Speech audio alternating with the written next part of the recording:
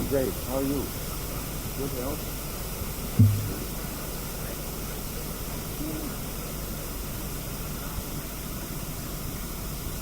Different. Good. Steady is still really good. 37.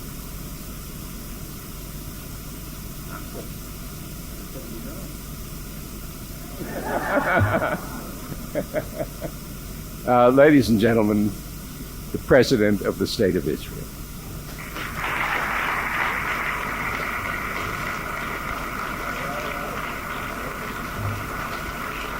Thank you, thank you.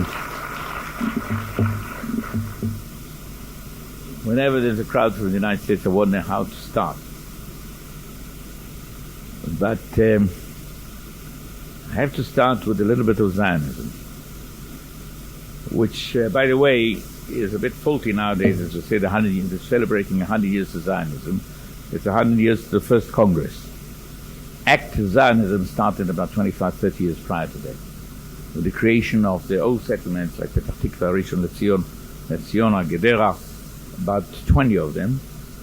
And bless her soul, my late mother, 102 years ago, was born in Rishon LeZion, before the first Zionist Congress. So the way people present it now, she was not a Zionist. But then how she was. I will try and not babble too much, let you ask questions. I think that's the best thing. Because we are in a questionable time. We always are. But the main idea, 100 years ago, especially after the first Zionist Congress, was to get the Jews mainly out of Eastern Europe and Yemen in the beginning. I want to put that one. I'll put this on. No, because I was wondering what media people were here. And the idea was to take the Jews out of what is known as the diaspora, bring them back to Eretz Israel. There was a big argument about not to build it in Uganda. Now I'm glad that my late uncle was pro-Israel and not the pro-Uganda. Some very good Zionists were pro-Uganda. And put them back on the land. Make them farmers, and hopefully change the way of life, and therefore change also the character if you can. And have a different Jew to the Jew of 100 years ago in Eastern Europe, and in those days also Yemen. And to a certain degree it was successful. To a certain degree. And in the beginning we saw quite a lot of people on the land. Oranges, citrus was the main agricultural brand. Vines, we still got good wine. The winery in Rishon LeZion is about 110 years old. I don't know if they have bottles 110 years old. And it's a good wine. There's another one in Zichron Yaakov. But parallel to that, there was a bit of the beginning of industry, not much. The interesting thing that the forefathers didn't completely crystallize what sort of a state they want, but they knew that they wanted institutions and roots in the beginning that will, from them, a state will erupt and bloom, and therefore academic life was an imperative reasoning to them. And we had 3 academies prior to statehood. We had the Technion, the Technical Institute in Haifa, which was, I think, created in 1910. We had the Hebrew University, which was created in 1925, after the First World War, and the Weizmann Institute in 1936. There you have a group that they don't know yet whether they'll have a state or not, but they have already 3 universities. In Jewish history, in arts and in sciences. And one of the interesting things, I don't know whether people notice, the Jerusalem University is not known as the Jerusalem University, but the Hebrew University. The Haifa University, Tel Aviv University, we have Ben Gurion, we have Bar Ilan, but Jerusalem is the Hebrew University. And there's a very, very, very basic reason to that. Because with the trying of revive the old Jewish state in Israel, it was Hebrew that was revived. And till now, the two factors that unite us together now, or help us unite, and ladies and gentlemen, we have 750,000 Russians in the last 15 years, 55,000 Ethiopians. There's no small matter to unite them and find a common denominator for all of them. Well, two of them. One is the language, and the other one is the military service. But the language is more important. I was born in Tel Aviv 73 years ago. And as I said, my late mother was born in Rishon. She was brought up in Hebrew already then. She could speak French and she could speak Arabic very well, because you got along very well by knowing Arabic then. Now the Arabs have to speak Hebrew to get well. But it's a pity that some of us don't speak Arabic well enough. I do, but not as well as my late mother did or father. And I grew up on Hebrew. And the interesting thing, this crowd, for instance, my family, which is not a typical one, it was typical of Eastern European Jewry in those days, and the Weizmanns were 12. Cold nights in Russia. And 7 daughters and 5 sons, 10 of them buried in Israel, 8 of them academicians, who came out from a stinking little village near Pinsk. They all spoke perfect Hebrew. I have a letter from my late uncle, the first president of this great state, 1937. I celebrated last month 60 years to my bar mitzvah. And in Hebrew, blessing me, blah, blah, blah, blah, blah. Love your Uncle Chaim. In Hebrew, Dot Chaim. I keep this letter next to a house that belonged to him once in Passalia. Still alive and kicking it. And surprisingly, it also perfectly. If my father caught me with a spelling mistake, God would have helped me. And this was people who grew up on this about 90 years ago, 100 years ago, and good Hebrew. I have letters from a grandfather, my maternal grandfather, whom I didn't know. I only knew my paternal grandmother, the girl who gave birth to 15 Weizmann. 3 died early, and 12 grew up to be characters, each and every one of them. And one was lost in Russia, one is buried in London, and 10 are in the good Holy Land. She couldn't speak a word of Hebrew. Only this. She couldn't even speak Russian. But she brought up her children in that direction. Now, I'm going a little bit too long. While all this was being built, I'm now after Balfour Declaration in the 20s, 30s. The Arabs didn't like the idea. And you know what, I don't want to blame them, not to blame them. I think that they realize that something new is going to happen here. Hadol el-Yahud, those Jews, are coming here, talking in the 20s. They buy land from us. They till the land better than we do. They speak Hebrew. They're Europeans. I'm leaving alone the Eastern European, the Yemenites, who were quite a factor in the 30s. And we started having trouble with the Arabs. This is how we created our own defense force called the Haganah. Then it broke off to Irgun and to Leshi, but the main force was the Haganah. An organized paramilitary force. The man who commanded the Haganah in the 40s was the first chief of staff down. And Yigal Yadina was the second chief of staff, was his deputy. We had an armed forces, we had riots with them and troubles. The British, who were here from 1917 to 1947, 48, 30 years, which seemed to us a lifetime, but it's only 30 years since the Six-Day War, and it was yesterday. They decided to leave after the Second World War. In between the Second World War, we had the Holocaust, we had all the troubles.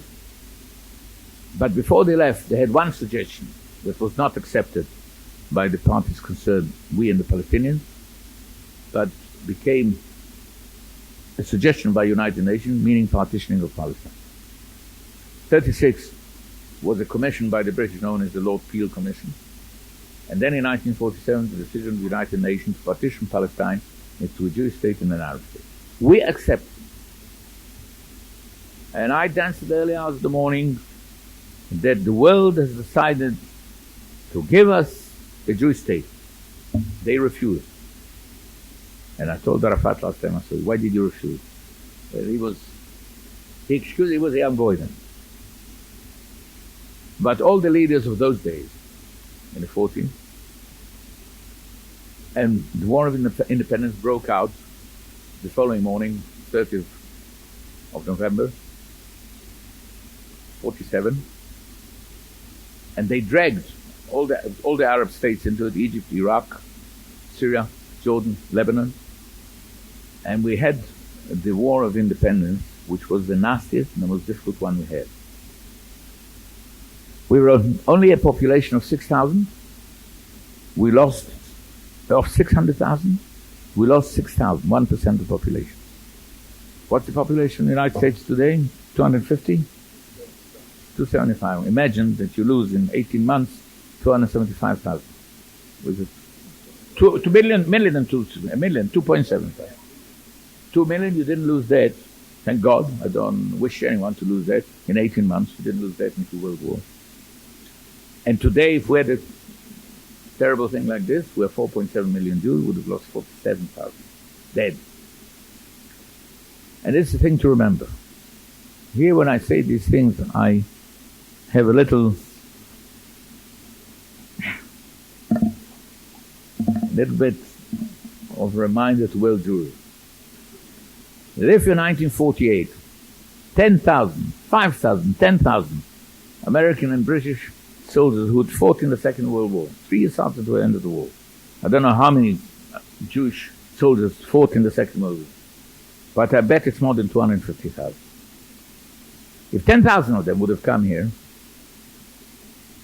the whole map of Israel would have been different. Because we were kicked out of a few places that were there. And there's something very similar in the Bible, but in the Bible there was a good end to that, where the tribes of Reuven, Gad, and half of Menashe are on the other side of the Jordan. And they say to Moses, we are herdsmen. And this area is very good grazing land. We want to stay here. And he says, no. You cross the Jordan, help your brothers take the Holy Land, then you can go back to the grazing land. Then go back to New York. This is an episode in Jewish history, when I know that now there are quite a lot of people in the diaspora who say, we must have this Israel and that Israel. We could have had it in 48, but we didn't have enough strength to achieve it. We've talked of it many a time.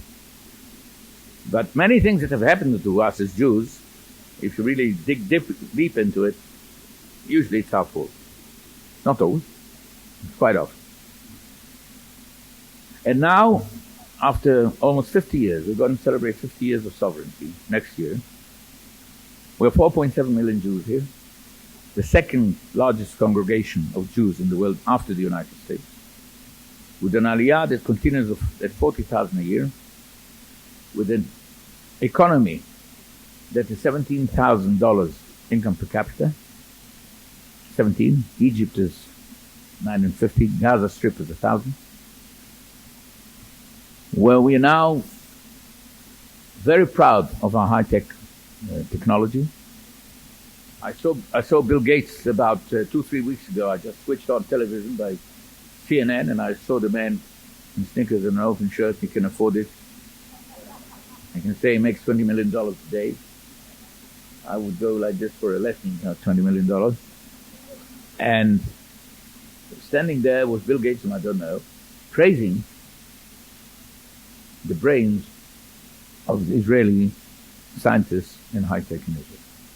In electronics alone, we exported last year $6 billion. Now, the question of absorbing new immigrants, the Russian immigration is a very good immigration. They're very nicely absorbed. 15% of them, at least when you go to see industries, they're there.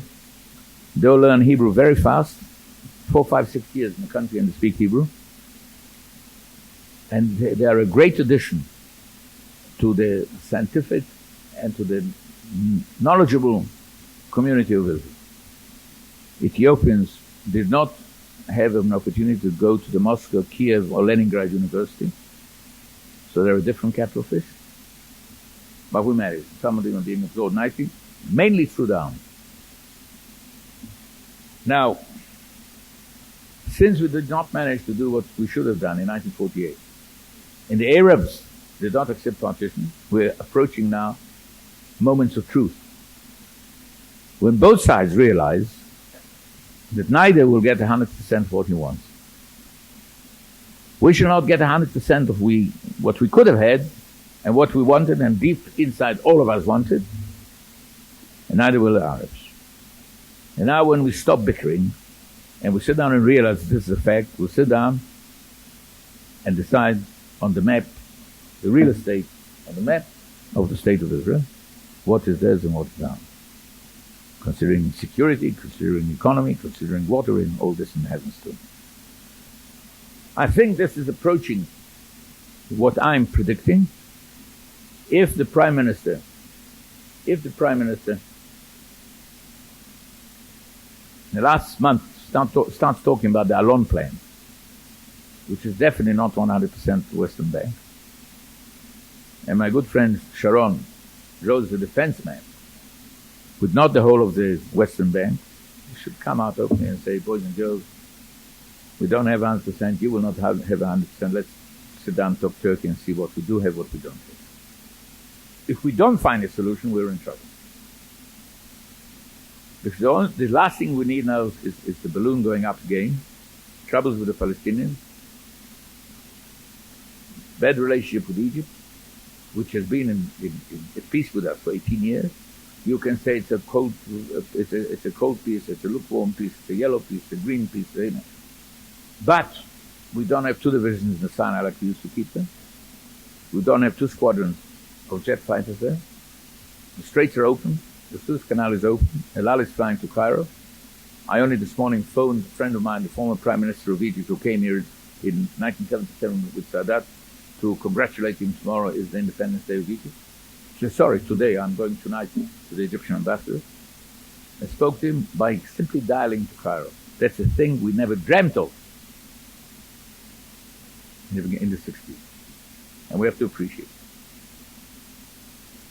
it. This I'll conclude, I honestly believe that neither side have an alternative. Because a war, quite often people talk about wars without having experienced it. A war might be a glorious affair, you get medals, trumpets blowing drums, but it's a nasty piece of work. You can get killed in it. They can get gehardet. Not so simple. And I think that both sides know that. The Palestinians realize that they have a lot to lose. We have a lot to lose. The Egyptians don't want it because they're building Egypt now. They have an economy that has to cater for an increase of population of 1.2 million net a year. There are 62 million now. Mubarak has to feed them, house them, educate them, give them jobs, and he's doing a fine job. Jordan definitely doesn't need it. And we're in a relationship such as that Friday night, 11:30, last Friday, suddenly a phone calls me, and a friend, a man whom I know, his voice is the adjutant of Hussein, a brigadier Shokri phones and says, His Majesty wants to talk. And I had a long conversation with him because he's worried. I hope that what Levy talked to Arafat in Brussels, and I had a talk with one of them yesterday, Eventually we'll move the process forward,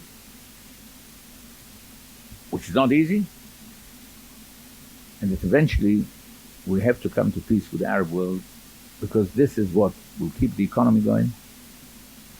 We have to absorb many more people into the country. You will probably be sitting in the diaspora, sending cables. Good luck to you, doing a fine job. I know it's not easy to decide one day to leave this great city of New York, which I understand is a little bit better, a little bit cleaner. I understand Times Square is more pleasant now. I haven't been to the States for 5 years. And we have to make the country economically sound, physically strong, and also from a Jewish point of view, we have to decide which way our youth will go. Are we going all the way to one side, all the way to the other side? And I think we can find a solution. I was brought up as a secular Jew. I'm still a secular Jew. I was bar mitzvahed, as I said, 60 years ago, but I never adhered to all the laws. 4 years that I've been in this house, I'm eating only kasher and not riding on Shabbat. That's because I'm president of a state which is a Jewish state. Don't know what will happen when I leave this job.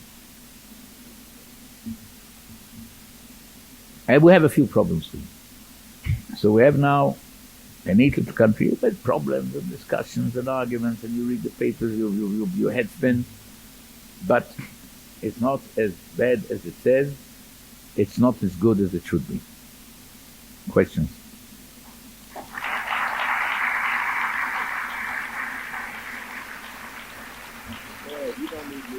No, I don't need you. Yes, sir. Where are you from? San Francisco. Not bad.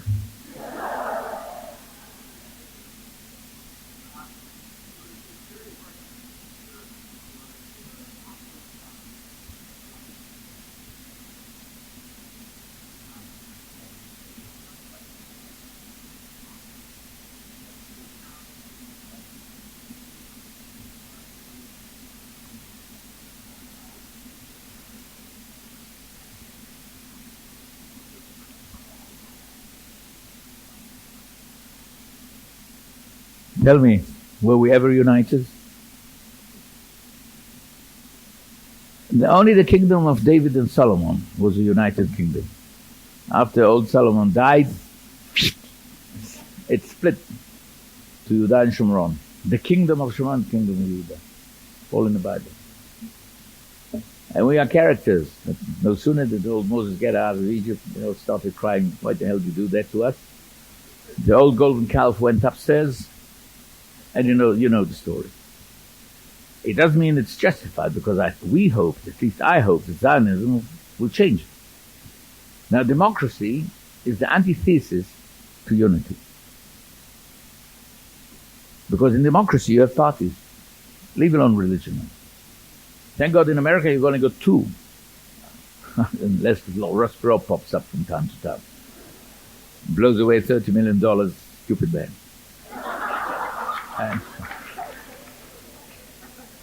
Well, he could be a little bit clever because he's got 13. I don't know. England has 4 parties. We have 8 or 9. But democracy, by definition, is splitting the people, whether they are Muslims, Christians, or whatever they are, because parties represent points of view that are different. What you can achieve is a common denominator as wide as possible with as many parties as possible. I'll give you an example. When we signed peace treaty with Egypt, which was a very controversial subject, Likud was in power, Mr. Begin was PM. I was a very lucky man, very glad to be his defense minister. I left him afterwards for difference of opinion, that's my business. And when he presented to the Knesset, 86 voted for. When we signed peace with Egypt, with Jordan, 3 years ago, 100 members of the Knesset voted. When Labour was in power, Likud was in opposition. I bet you a pound to a penny that if a solution that is sensible, is brought to the Knesset after an agreement, a pre-agreement with the Arabs, that there be a majority in the Knesset. A complete unity you can never have. Just imagine. Now, the reason the Orthodox have now ostensibly more strength is because we, the secular, are split. We are split on political reasons, which helps the ultra-Orthodox to having a ball, which is happening now. And when we find political solutions, and the seculars will be able to be more united in different parties, but much more common denominator, like we had pre-statehood, I think that the solving of the religious part is more likely to happen. Okay? Yes. Yes, ma'am.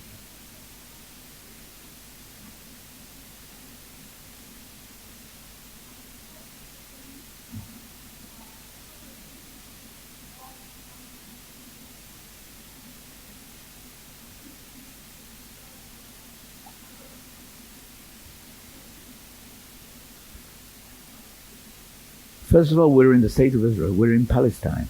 We're in the land of the Bible. We're in Jerusalem. Even in Shechem, in Hebron, in Beit El. This is Judaism. This is the roots. New York is not. London is not. Paris is not. San Francisco is not. Rio de Janeiro is not. Hebron is, yes, with all the complications. That's number one. That's number one. And as I've said before, I take myself as an example, despite the fact that I'm already a little bit older than my grandson, the eldest one, was 18. As I said, I was brought up here on Hebrew, on the education that we are on the way to create a Jewish state. One of the mitzvot is to live in Israel. Correct me, all the rabbis, if I'm wrong. Yeah. And my father and my grandfather, all my ancestors did that, because they felt Jews. Now, how much is what the Golah has added to us, which is interpreting the Bible this way and that way, which is important. And the Talmud, which I'm not a great scholar of, is many things there. I'll give you one example. He's a rabbi, you're a rabbi, yeah? You don't wear a yarmulke. He does wear a yarmulke. Is he a bad Jew without a yarmulke?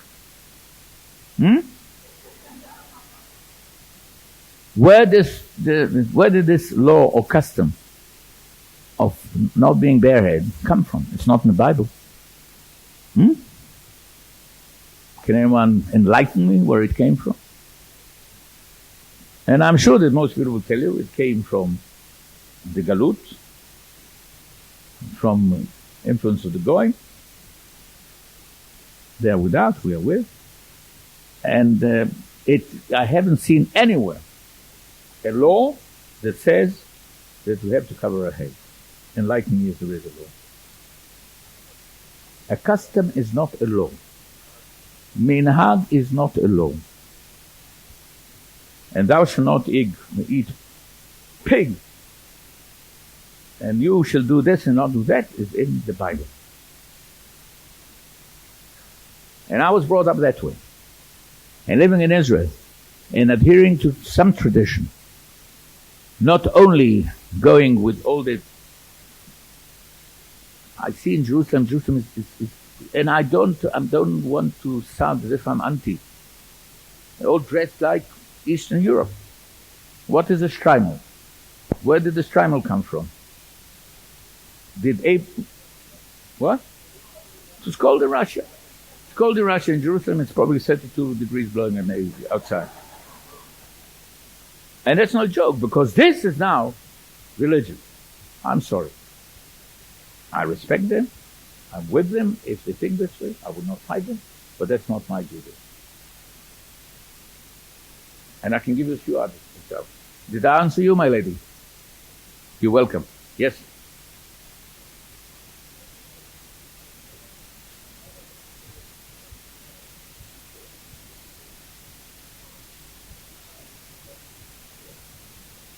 come here, 100,000 American Jews, and influence the country.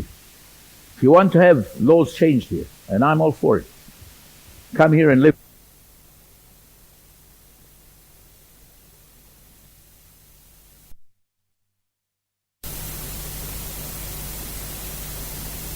Even to wear a hat in synagogue.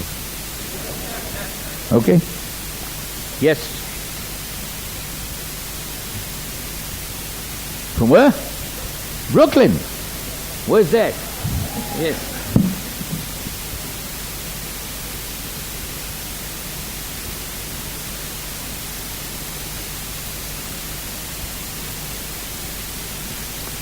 Look, the state didn't start in 1967. We fought the SOBs before. And this was perhaps the classic war. We weren't so happy in 1973. There are questions about the Lebanese war. This was a one-time job that can only happen in certain circumstances. Although we in the Air Force planned it for a contingency as was. That if and so and if and if and if and if, and we get up silently, quietly, and go crawling on the ground without being noticed, and we'll get there with surprise and we'll blow hell out of them, which happened. Doesn't always happen. They've wisened. Not only me, my predecessor and myself, my two senior officers, had a lot of arguments with colleagues of us, with some civilians, and with army people. You've got to understand one thing. I'll give you some Air Force organization. Aeroplane began a weapon in the First World War. People were brave. They flew without parachutes. And it began a weapon, to be a weapon. Where is the gentleman? Asked me the question. There you are, because I have the sun right in front. London was bombed already in 1917 by blimps, by airships, by aeroplanes. And it began as an air weapon. From the beginning, the armies and navies didn't want to see the Air Force bloom on its own. The United States Air Force fought the Second World War as the United States Army Air Corps, and then the United States Army Air Force. Only in 1948 it became the United States Air Force. The British were more wise. They were already Royal Air Force in 1918, with the same status as Army and Navy. There are very reasons to that, very explanations to that. The Air Force came and took some of the glory away from the Navy. Suddenly airplanes were sinking ships. It's a long story on the relationship between air and ground. You get from A to B in no time. You drop a bomb 500 kilometers and get back sometime. The thing in the Royal Air Force was, what goes up always comes down, not always in one piece. But the same thing happened to the Army and to the Navy. And we always knew here that we were outnumbered. In 1948 it was classic. We were a very small force. Our fighting force was at the best 30 airplanes. The pilots were just 3 Israelis. The rest of them were volunteers, America, Canada, South Africa, US Navy, US Marines, US Army, Air Force. And 48 was not a classic of an air battle, although Tel Aviv was bombed once and never again because we shot down 2 or 3 of the aircraft. Here, an anecdote. We fought for the creation of the Jewish state with Czechoslovakian aeroplanes and weapons in the ground too, machine guns and rifles, that were okayed to us by Stalin. We actually flew communist equipment for the creation of the Jewish state.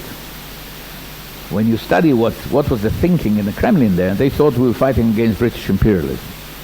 We were fighting for a Jewish state. And I didn't give a damn whether I was flying a Messerschmitt or a Spitfire, as long as it fired. And they did. And I had a fantastic experience of leaving the Royal Air Force in 1946. I stayed in the Air Force a year after the end of the war. I left in June 1946, and in May 1948, 2 years later, I was in a Messerschmitt, chasing Spitfire, calling each other on the radio, Achtung, Achtung, Spitfire. And then came the great love affair with France. 1967, that every Jew in the world is very proud of, was a war that was fought 100% on French equipment. Not a single American plane. Did you know that? Did you? No? Tell me, did you? You didn't know. We had 207 fighter planes, all of them made in France, good ones, but 200. Now let's assume that you have 200 and he has 400. If you fly twice as much as he flies, if he flies a mission a day on every plane, it's 400.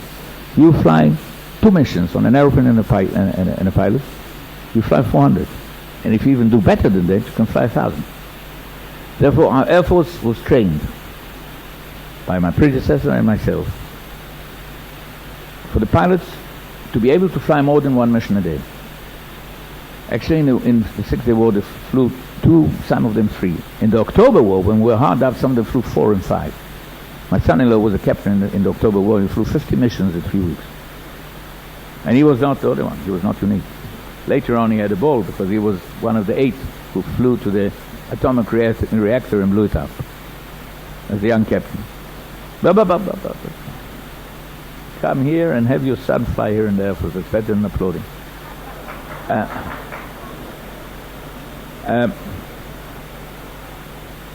Now, we also, our doctrine was very simple, and I'm a bit long-winded about it. We knew that if war breaks, it would be mainly with the Egyptians in the Sinai. And we knew that the army has to take as much ground as possible in a very short time. For that, the army has to have as much firepower as possible and as little interference as possible. Therefore, the annihilation of the Egyptian Air Force as quickly as possible was imperative. Now, an aeroplane is a terrific weapon. It can fly 500 kilometers this way and 500 kilometers that way. It can fly in the morning, in the afternoon, at night. But it's completely impotent when it's on the ground. A ship, when it's harbored, can fire its guns. A tank has certain tactics of digging itself and using its gun. It can use it 360 degrees. An aeroplane on the ground, especially with a thin skin of aluminium, is a dead duck.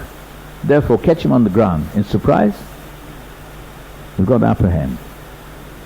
So first of all, you have to know the target well, the aeroplanes well, the airfields well, and you have to be able to train an Air Force to take off, to join up, to fly to the target, low under the radar screen, without a squeak on the radio, get to the target, pull up, and do whatever you have to do there. And that's exactly what happened in the Six-Day War. We attacked 9 airfields in Egypt simultaneously.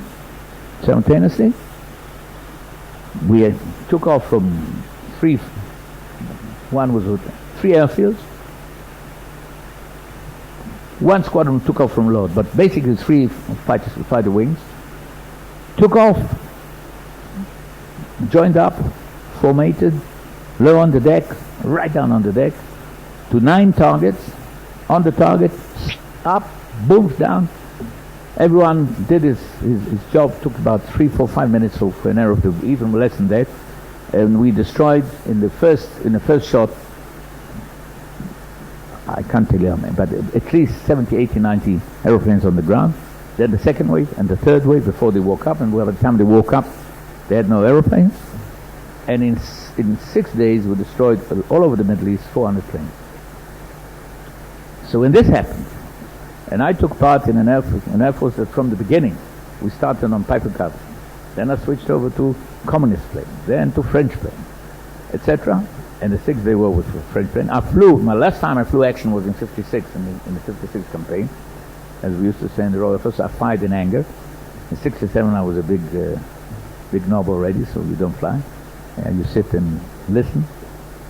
And when we started getting the results, we all started laughing. So it was a good time because we knew that what we had planned for 6, 7, 8 years prior to that, it's coming. So was I happy? I was. Yes, sir.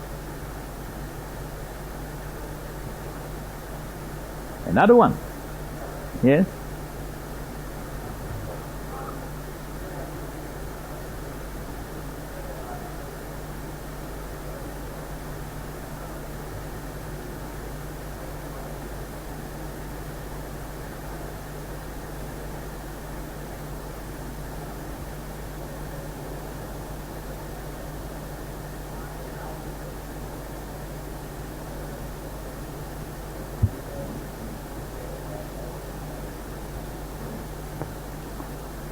Before this happens, I shall give you a few worries to worry about. Okay? Before this happens. I don't think there'll be a complete separation for a very simple reason. Because I think that both economies will be linked together. They were linked before the Intifada. They are coming closer to each other. There are 40,000 Palestinians working in our economy today. You know, a very interesting thing happened, unfortunately. We, stupid people, we have 220,000 foreign workers in the country. And when we open the gates to the Palestinians now, they're jobless. They suddenly come here and they find they have no work. Because their work was mainly in agriculture and in construction. And you find Turks, Thais, and Romanians. So we have a problem now. We want to give them work and we can't find it. The solution is to have less foreign workers here. I came out publicly in the papers about it. Not to kick out the foreigners, but stop them coming in and gradually weed them out and have more Palestinians coming in. And I said publicly in the papers, and I'm saying to you, I'd rather see 220, 230, 240,000 Palestinians working with us at time of peace than Romanians and Turks. We have good relation with Turkey and definitely good relation with Romania. But we'd like to have it good one in Ankara and one in Bucharest. So when peace comes along, I think there'll be so much necessity of living together that willy-nilly we will not cut ourselves completely, physically impossible, and I'm against it. And there's a difference between Egypt and us because there's a vast Sinai between the bulk of the population of Egypt. But when my daughter lives in a moshav about 4 kilometers from a place called Kalkilia, which is already in Palestine, and Netanya is close to a place called Tulkarim, and Achula is close to a place called Jenin, you don't build fences. You build good neighborly feeling. Okay? And it's not altruistic. Yes, ma'am. Mm-hmm.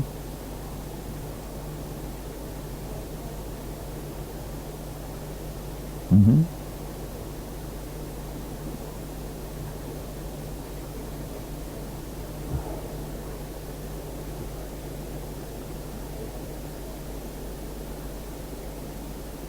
Okay. First of all, we always said that if we have a Palestinian leader that is democratic, that's very nicely put. Democratically elected, we'll talk to him. He was democratically elected under the auspices of President Jimmy Carter. Now, once he's elected this way, I cannot start saying, I can trust you, I don't trust you, I have to start business with it. If he lies to me, then he'll be in trouble. I think that he's now, in a way, I wouldn't like to say trapped, but he's in Gaza. When he wants to go to Ramallah, he has to ask our permission. When he wants to go to Jericho, he has to ask our permission. It's not a very comfortable thing for him like this. He was a terrorist. What do you mean? He claimed he was an underground fighter. We chased him all over the place. Once we had the few Europeans looking for a motorcyclist somewhere in Amman because we knew that he was on a motorcycle running for someone. Now he's matured. He controls part of the land. We have to watch. To watch is that neither side will feel diddled by the other. Because the feeling of mistrust is on the other side too, without explaining and elaborating why. Okay? I approach the problem through the English law. Everyone is innocent has to be proven that he's guilty by court. The French say you're guilty and have to prove that you're innocent. All right? It's not easy. For that, we have a big army and a big air force. If we make a mistake, and I hope we won't. I'm short of time, gentlemen. Yes.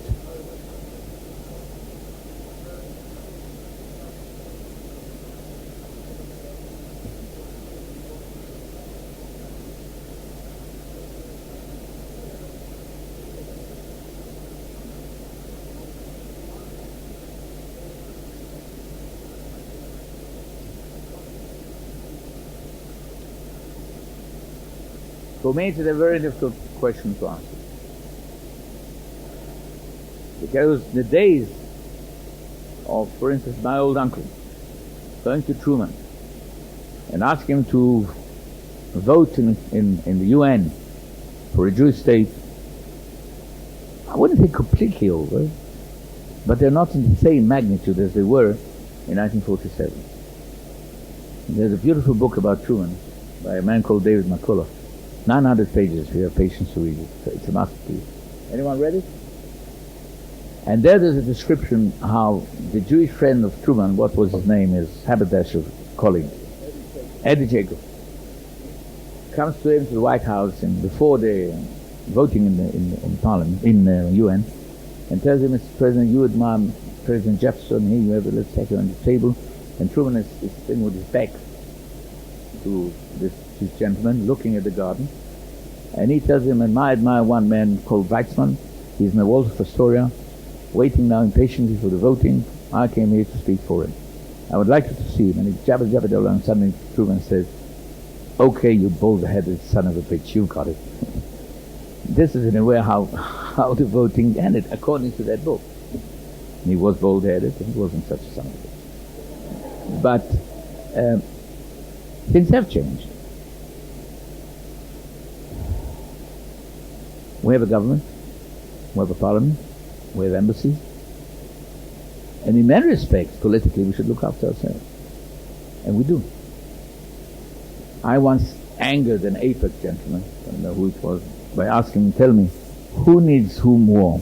Do we need you, or would you need us more? Who needs whom more? And I think that I predict today, and I hold the seat, there will be 6 million here, and the United States will be about 4 or 5. Because if you please tell me, 3 rabbis help me, what is the intermarriage percentage now in America?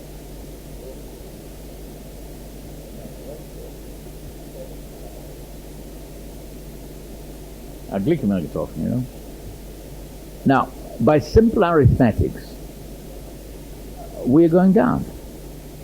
The Jewish population in the United States will diminish, will disappear by intermarriage. I have a very good friend in New York who married off a daughter, first one, then a second one, and he told me, you know, there was a rabbi and a priest. Ah, I said, very nice. I think that the only place Judaism can be kept, and we have to answer a few questions here in Israel, is in Israel, in a state, in our own state. How are we going to be Jews? As we talk, this is our problem. Your problem is how to remain Jews. I think you have one hell of a lot of a problem, more than we have in the United States than we have here. So make fun of it. And right now we have our embassy, we have our foreign ministry, we have our prime minister, we have democracy. Private governments come, governments go, but Israel stays and becomes better and better every time. So my answer is an evasive one, I know. Because I will not tell you, we need you to go up to the hills, because when the days were of let my people go with plaques outside in Pennsylvania Avenue, I used to say to good friends of mine in New York, I said, you know, there's a beautiful demonstration. I said, what you say, let my people go? Put your plaque down and start going. Thank you. You've been wonderful and very generous with your time.